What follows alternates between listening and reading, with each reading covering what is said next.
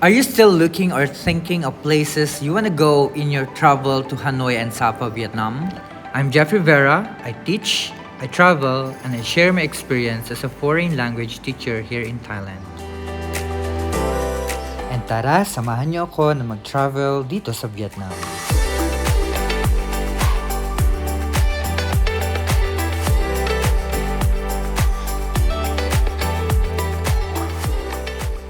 Hello guys, so kararating ko lang dito sa Sapa, Vietnam and sobrang lamig, grabe. Tignan nyo naman, umuusok pa yung bibig ko.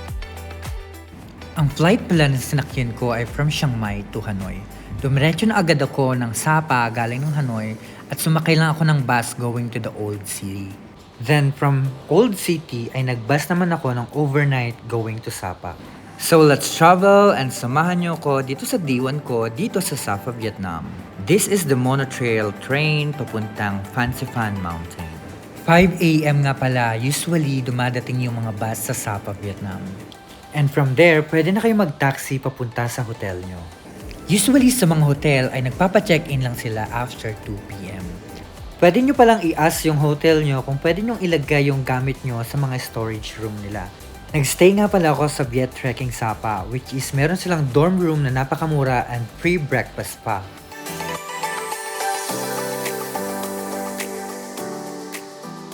My first stop, Phan Xiphan na agad.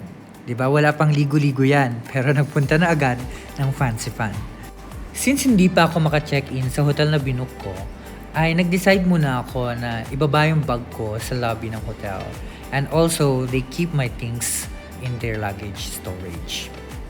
Wala na akong sinayang na oras at nagpatumpik-tumpik na ako papunta dito sa bundok na to. Nag-toothbrush, naghilamos, yun lang ginawa ko in the morning kasi sobrang lamig talaga dito sa Sapa. During this time, around 9 to 12 degrees Celsius nung pumunta ako dito. In-expect ko na talaga na malamig ang panahon ngayon kasi December nung nagpunta ako dito. Dito nga pala yung mga napapabalita na nag-yellow and nag-i-snow sa Vietnam. Akala ko yung bundok lang ang dinadayo dito. Pero hindi ko alam, sobrang ganda pala ng view papunta sa taas kasi makikita mo itong mga rice terraces nila from above. At alam ko na kanina mo pa gustong itanong kung sino ba yung kasama ko na pumunta dito. Nakilala ko pala yan sa bus papuntang Sapa, Vietnam. So nagkita kami sa bus station and from there, sumama na lang ako sa kanya kasi wala naman talaga akong plans or itinerary na ginawa dito. Isa ito sa mga perks of solo traveling, yung may mga makikilala kang iba't ibang klaseng tao. By the way, ang gusto ko lang pala puntahan dito sa Sapa, Vietnam is yung pinakamataas na mountain nila which is etong Phan Xiphan Mountain. And kung magbubook kayo ng mga ganitong activity, use my code on Klook Jeffrey Klook to get 5% discount on your activities. Here's the name of the activity I book here on Klook. Just post or screenshot na lang. I recommend guys na bago kayo mag-book is i-check mo nyo muna yung weather dito sa Sapa kasi everyday is nagbabago yung klima dito. Like uulan, aaraw, and of course, syempre gusto nyo makakita ng magandang view or else puro fog lang yung makikita nyo pag hindi kayo nag-check ng weather. Another tip ko here is magdala kayo ng water, magdala kayo ng jacket na makapal, and i-fully charge nyo yung mga power bank nyo kasi yung sa akin na lobat. Buti na lang may kasama ako, so pinicturean na lang ako dyan and wala nang video.